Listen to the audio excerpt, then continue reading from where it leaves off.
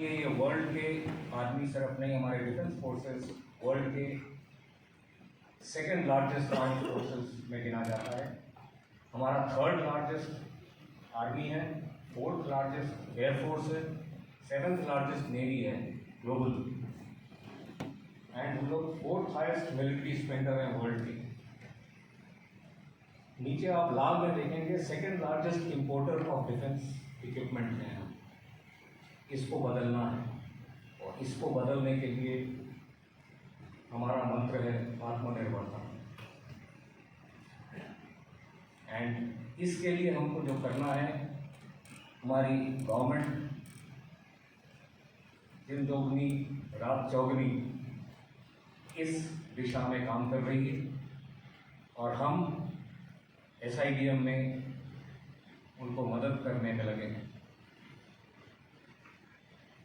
आप अगर देखें हमारा एसेट्स क्या क्या है, हमारे DRDO के लैब्स 52 हैं।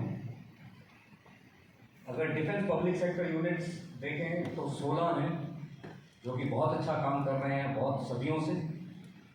ये सारे हमारे इंडिपेंडेंस के बाद से अपने जुटे हुए हैं इस देश के रक्षा के इक्विपमेंट को पूरा करने के लिए।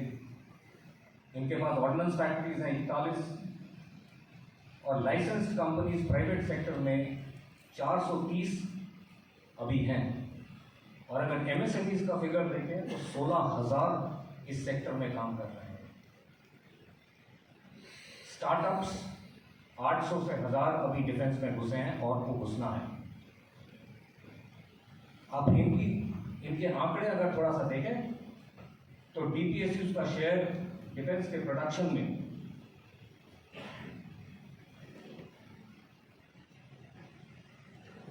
77% है आज के डेट पे और 23% प्राइवेट सेक्टर के पास है। मगर आप एक्सपोर्ट्स को देखें अगर तो DPSUs का 36% है और प्राइवेट सेक्टर 64% इसमें काम कर रही है।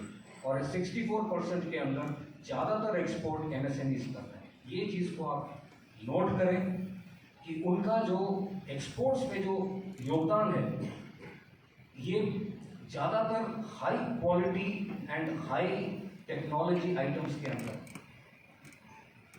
एंड इस क्षेत्र में आप लोगों की योगदान, आप लोगों का योगदान बहुत बहुत ज़रूरी है।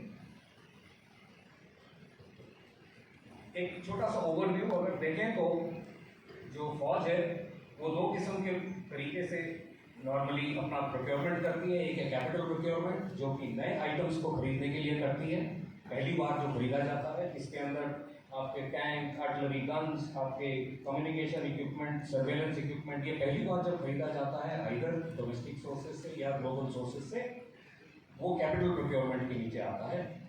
और रेवेन्यू प्रोक्योरमेंट अगर देखें तो ये जो इक्विपमेंट हैं इनको सस्टेनेंस के लिए जो चीज़ें ज़रूरत पड़ती हैं टाइम टू टाइम, वो यहाँ इस फंड के नीचे खरीदा जाता है। और इसके अंदर एम्यूनेशन, ऑर्डिनेंस, कपड़ा लत्ता, spare parts, components, oils, lubes, then clothing, सब कुछ इंक्लूडेड।